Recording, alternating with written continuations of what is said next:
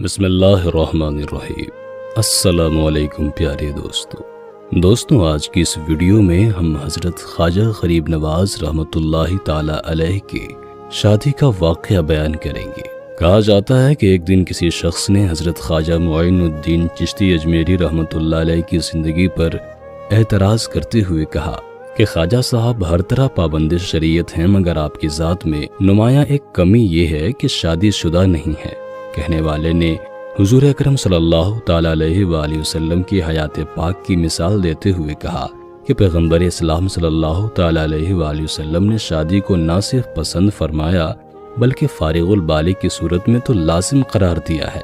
جب آپ کے خادم نے آپ کو یہ بات بتائی تو آپ رحمۃ اللہ علیہ نے فرمایا کہ وہ سچ کہتا ہے، مجھ میں یہ کمی ہے، لیکن اللہ اس بات پر قادر ہے کہ وہ اپنے بندے کی تمام کوتاہیوں کا ازالہ کرتے۔ اس کے بعد حضرت خواجہ معین الدین چشتی اجمیری رحمۃ اللہ علیہ نے بزرگان دین کو سنت رسول صلی اللہ تعالی علیہ وآلہ وسلم کا عملی سبق دینے کے لیے شادی کر لی۔ شادی کے سلسلے میں یہ بھی کہا جاتا ہے کہ آپ رحمۃ اللہ علیہ نے ایک رات رسول اکرم صلی اللہ تعالی علیہ وآلہ وسلم کو خواب میں دیکھا۔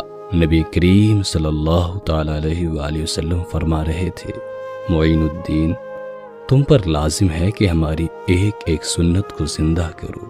حضرت خواجہ معین الدین چشتی اجمیری رحمۃ اللہ تعالی علیہ کی آنکھ کھلی تو آپ پر لرزہ طاری تھا۔ خواجہ صاحب کو خواب کے ذریعے سے سنت کو زندہ کرنے کی ہدایت کی گئی تھی۔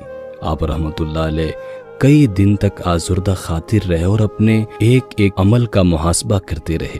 حضرت خواجہ معین الدین چشتی رحمۃ اللہ علیہ مسلسل غور و فکر میں ڈوب گئے تھے اور ہر لحظہ یہی سوچ رہے تھے کہ آپ رحمۃ اللہ علیہ سے کون سی ایسی سنت ہے جو چھوٹ رہی ہے۔ اچانک ایک روز آپ رحمۃ اللہ علیہ کو اپنی غیر شادی شدہ زندگی کا خیال آیا اور اس طرح بے چین ذہن نے خواب کی تعبیر تک رسائی حاصل کر لی۔ یہ عجیب و غریب راز ہے کہ جس رات حضرت خواجہ معین الدین چشتی رحمۃ اللہ علیہ نے حضور اکرم صلی اللہ تعالی علیہ وآلہ وسلم کو خواب میں دیکھا تھا، اسی رات قلعہ پٹلی کے حاکم ملک خطاب نے لشکر کفار پر حملہ کیا۔ دونوں فریقین میں بہت دیر تک خونی جنگ گرم رہا۔ ہندوؤں نے بڑی شجاعت کے ساتھ جم کر مقابلہ کیا، لیکن آخر میں ملک خطاب کو ہی جیت حاصل ہوئی۔ ہندو راجہ گرفتار ہو کر قتل ہوا یا کسی خفیہ راستے سے فرار ہو گیا، تاریخ میں اس کا کوئی ذکر نہیں ملتا، مگر یہ بات طے ہے کہ ان لوگوں کو ہولناک تباہی کا سامنا کرنا پڑا، یہاں تک کہ راجہ کی جوان لڑکی قید ہوئی اور پھر مسلمان سپاہیوں نے اسے حاکم پٹلی کے سامنے پیش کر دیا۔ دوسرے دن ملک خطاب اس لڑکی کو لے کر حضرت خواجہ معین الدین چشتی اجمیری رحمۃ اللہ تعالی علیہ کی خدمت میں حاضر ہوا۔ قدم چومنے کی سعادت حاصل کرنے کے بعد عرض کرنے لگا، حضور، یہ لڑکی اعلیٰ خاندان سے تعلق رکھتی ہے، میری خواہش ہے کہ آپ اسے ایک نوکرانی کی حیثیت سے قبول فرما لیجئے۔ خواجہ معین الدین چشتی اجمیری رحمۃ اللہ علیہ نے ملک خطاب کی درخواست کو رد کرتے ہوئے فرمایا، مجھے کسی نوکرانی کی ضرورت نہیں ہے، اور ویسے بھی اللہ والوں کو یہ آشائشیں اچھی نہیں لگتی۔ اگر یہ لڑکی اپنی خواہش سے اسلام قبول کر لے تو اپنی فوج کے کسی اعلیٰ عہدیدار سے اس کی شادی کر دو۔ اسلام میں کسی کے ساتھ زبردستی کرنا جائز نہیں ہے، اسے اس کی مرضی پر چھوڑ دو۔ یہ ایک بے کس اور مجبور عورت ہے، یہ جہاں جانا چاہے اسے جانے دو۔ جو لوگ ہار گئے ہیں وہ لوگ بھی دوبارہ اگر سرکشی پر آمادہ نہ ہوں، بغاوت نہ کریں تو انہیں بھی پناہ دے دو۔ کفار کے ساتھ بھی محبت سے پیش آؤ، وہ لوگ بھی تو جانیں اور اپنے لوگوں کے سامنے بتا سکیں کہ اسلام کتنا اچھا دین ہے۔ حضرت خواجہ معین الدین چشتی رحمۃ اللہ علیہ واضح الفاظ میں انکار کر چکے تھے، لیکن ملک خطاب مسلسل ضد کرتا رہا۔ وہ اس طرح آپ رحمۃ اللہ علیہ کی خوشنودی حاصل کرنا چاہتا تھا۔ مجبوراً خواجہ صاحب کو سخت لہجہ اختیار کرنا پڑا۔ یہ تمہاری قیدی ضرور ہے، مگر تمہیں اس پر اپنی مرضی مسلط کرنے کا کوئی حق نہیں ہے۔ عورت کی مجبوریوں کا احساس کرو اور اسے آزاد چھوڑ دو، یہ خود جس طرف چاہے گی چلی جائے گی۔ حاکم پٹلی لاجواب ہو گیا اور شکستہ دلی کے ساتھ خانقاہ سے اٹھا۔ اس نے راجکماری کو چلنے کا اشارہ کیا، مگر اہل مجلس اس وقت حیران رہ گئے جب لڑکی نے ملک خطاب کے ساتھ جانے سے انکار کر دیا۔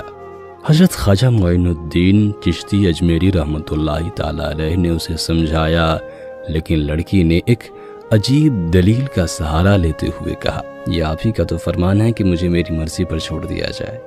اب میں چاہتی ہوں کہ مسلمان ہو کر اپنی باقی زندگی آپ کے قدموں میں گزار دو۔ لڑکی کی خواہش اتنی شدید تھی کہ حضرت خواجہ معین الدین چشتی رحمۃ اللہ علیہ انکار نہ کر سکے۔ ملک خطاب تو دل سے یہی چاہتا تھا۔ قدرت نے اس کی مشکل آسان کر دی۔ کچھ دن بعد اس ہندو لڑکی نے اپنے باپ داداؤں کا مذہب چھوڑ دیا اور دین اسلام قبول کر لیا۔ حضرت خواجہ معین الدین چشتی اجمیری رحمۃ اللہ علیہ نے اس کا نام امت اللہ رکھا، یعنی اللہ تعالیٰ کی بندی، اور پھر آپ رحمۃ اللہ علیہ نے اسی لڑکی سے شادی کر لی۔ بی بی امت اللہ ایک نہایت پارسا اور نیک عورت تھیں۔ آپ کے کردار نے کئی ساری غیر مسلم عورتوں کو مسلمان کر دیا تھا، اور اس طرح تحریک اسلامی میں ایک نئے باب کا اضافہ ہوا۔ بی بی امت اللہ کے بطن سے حضرت خواجہ معین الدین چشتی رحمۃ اللہ علیہ کی صاحب سادی بی بی حافظہ جمال پیدا ہوئیں، جن کا ہندوستان کی پاک باز عورتوں میں بہت اونچا مقام ہے۔ حضرت خواجہ معین الدین چشتی رحمۃ اللہ علیہ کی پائنتی میں آپ کا مزار مبارک ہے۔ خواجہ غریب نواز رحمۃ اللہ علیہ کے ایک بچپن کا واقعہ بیان کیا جاتا ہے کہ عید کا دن تھا، ہر طرف خوشیوں کی چہل پہل تھی، ساری ہوا رنگا رنگ پھولوں کی خوشبو سے مہک اٹھی تھی۔ آبادی کے ہر گوشے سے فرزندان اسلام کا ٹھاٹھے مارتا ہوا سمندر عیدگاہ کی طرف بڑھ رہا تھا۔ قیمتی کپڑوں میں ملبوس حضرت خواجہ بھی اپنے گھر والوں کے ساتھ عیدگاہ کے لیے روانہ ہوئے۔ راستے میں ان کی نظر ایک اندھے لڑکے پر پڑی جو رہ گزر کے قریب اداس اور غمگین کھڑا تھا۔ اس کا اترا ہوا چہرہ، پھٹے ہوئے کپڑے، غربت زدہ حال اور بیچارگی دیکھ کر حضرت خواجہ غریب نواز رحمۃ اللہ تعالی علیہ کا دل بھر آیا۔ اسی وقت آپ نے کپڑے اتارے اور اس غریب اور نابینا بچے کو پہنا دیے اور اسے اپنے ساتھ عیدگاہ لے گئے۔ اس واقعے کی روشنی میں یہ کہنا غلط نہ ہوگا کہ بچپن ہی سے حضرت خواجہ غریب نواز رحمۃ اللہ علیہ غریب نواز تھے۔ اللہ تعالیٰ سے دعا ہے کہ ان بزرگوں کے صدقے سے ہماری خطاؤں کو معاف کرے اور ہمیں دونوں جہاں میں سرخ روئی عطا کرے۔ آمین ثم آمین۔